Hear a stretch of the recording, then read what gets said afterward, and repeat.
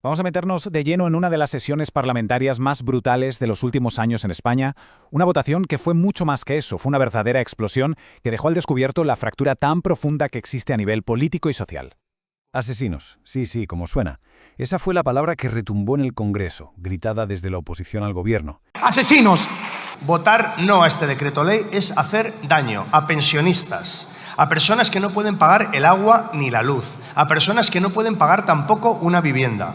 Y es hacer daño a desempleados, a víctimas de la DANA y a afectados por los incendios forestales. Así de sencillo y así de claro. Es hacer daño a millones de ciudadanos que les votaron para que fueran ustedes representantes en este Congreso. Un accidente con el que se confirma la evidencia.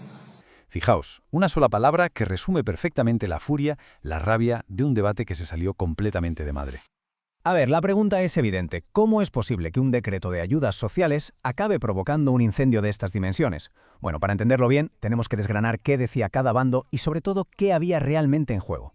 Venga, vamos por partes. Empecemos por la propuesta del gobierno. Por un lado, tenemos al gobierno. Lo que presentaron fue un paquete de medidas urgentes y le pusieron un nombre bastante potente, el escudo social. La idea, en el fondo, era bastante directa: crear una especie de red de seguridad para proteger a la gente más vulnerable en un momento económico que seguía siendo muy complicado. O sea, este escudo social era, como su nombre indica, una protección temporal. ¿Y qué incluía? Pues varias cosas clave. La subida de las pensiones, la prohibición de cortar la luz o el agua a quien no pudiera pagar, y el punto que lo dinamitó todo, el centro de la polémica, la suspensión de los desahucios. Y es que el alcance de este decreto era gigantesco. Por eso lo llamaban un decreto ómnibus, porque era como un autobús en el que cabía de todo. Fijaos en los números. Afectaba a casi 13 millones de pensionistas, a más de 785.000 familias vulnerables. Y súmale parados, autónomos, hasta ayuntamientos y ayudas a coches eléctricos. Era, un batiburrillo de ayudas para intentar llegar a muchísima gente a la vez. Pero entre todas las cifras había una que brillaba, o más bien, que pesaba por encima de las demás. 60.000. Según los defensores del decreto, de que se aprobara o no, dependía que 60.000 familias en riesgo de desahucio se quedaran en la calle. Es un número con un peso social y político desde luego enorme. Vale, hasta aquí la propuesta. Pero entonces llegó la oposición y le dio una vuelta de 180 grados al debate. Su mensaje fue claro: un momento, aquí el problema no son las medidas, el problema son ustedes, el gobierno, su legitimidad y su competencia. Y su contraataque fue, directo a la yugular. La corrupción mata, así, tal cual. Con esta frase, un diputado de la oposición conectó directamente la gestión del gobierno con un accidente de tren mortal que había ocurrido hacía poco. La acusación que lanzaban era durísima, que la incompetencia y la corrupción tienen consecuencias letales para la gente.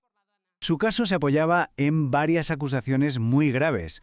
Hablaban de haber renunciado a 60.000 millones de euros de fondos europeos, de una ejecución bajísima de los fondos que sí habían llegado, de enchufismo, de colocar a amigos en empresas públicas clave, y para rematar el tema de las pensiones, que subirlas así, sin más, era pan para hoy y hambre para mañana para el sistema. Y para que no sonara solo a un ataque político, sacaron datos concretos. Ojo a esto. Señalaron que el Ministerio de Transportes solo había ejecutado, gastado, el 31% de sus fondos europeos. Pero es que lo del Ministerio de Energía era de risa, un escaso 8,8%. Para la oposición, esta era la prueba del algodón, la demostración definitiva de que el gobierno era incapaz de gestionar. De todas las medidas que había en ese cajón desastre del decreto, el verdadero campo de batalla, donde se cruzaron todas las líneas rojas, fue el tema de la vivienda, la famosa suspensión de los desahucios. Y aquí es que las dos visiones eran agua y aceite, totalmente irreconciliables. Los que apoyaban el decreto decían: estamos protegiendo a familias vulnerables frente a los grandes propietarios, definiéndolos como los que tienen más de 10 viviendas. La oposición, en cambio, contaba otra película. No, lo que están haciendo es amparar a los ocupas y pisotear el derecho a la propiedad privada. La gran pregunta es esa, ¿no? ¿Cómo la misma ley puede verse de dos formas tan opuestas? Para defender su argumento, la oposición lanzó un dato contundente. Según sus cálculos, este tipo de políticas iban a provocar que la oferta de alquiler se desplomara un 50% entre 2020 y 2025. Y claro, si hay menos pisos para alquilar, los precios se disparan. La réplica del otro bando, de los que apoyaban el decreto, fue doble. Primero, insistieron en que la medida solo iba contra los grandes tenedores de vivienda, no contra los pequeños propietarios. Y segundo, que existe un fondo del Estado para compensar a esos grandes propietarios por el alquiler que dejan de cobrar. Y para reforzar este último punto, pusieron como ejemplo los datos de Cataluña.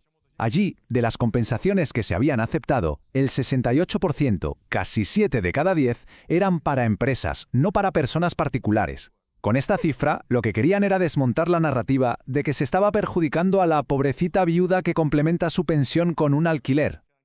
Al final, si uno da un paso atrás y mira el panorama completo, se da cuenta de que el debate nunca fue solo sobre un decreto ley. Para nada. Lo que se estaba librando en ese hemiciclo era una batalla mucho más profunda. Era el choque de dos visiones totalmente distintas sobre qué papel debe jugar el Estado en la sociedad. Por un lado, una filosofía que ve al Estado como un escudo, un protector que debe intervenir rápido y con todo para crear redes de seguridad, aunque las medidas sean imperfectas o vayan todas juntas en un mismo paquete. Y en la otra esquina, una visión del Estado como un gestor eficiente, que cree que cualquier acción del gobierno debe ser sostenible, competente y muy bien pensada. Porque una mala política, por muy buenas intenciones que tenga, puede causar más daño que beneficio. Y todo esto nos deja una pregunta final en el aire. Cuando la política se convierte en un campo de batalla de acusaciones, donde el objetivo principal es destruir al adversario en lugar de buscar soluciones, ¿quién se ocupa de resolver los problemas reales de la gente? Es una reflexión que, la verdad, va mucho más allá de este voto y pone en cuestión el estado de salud de nuestra democracia.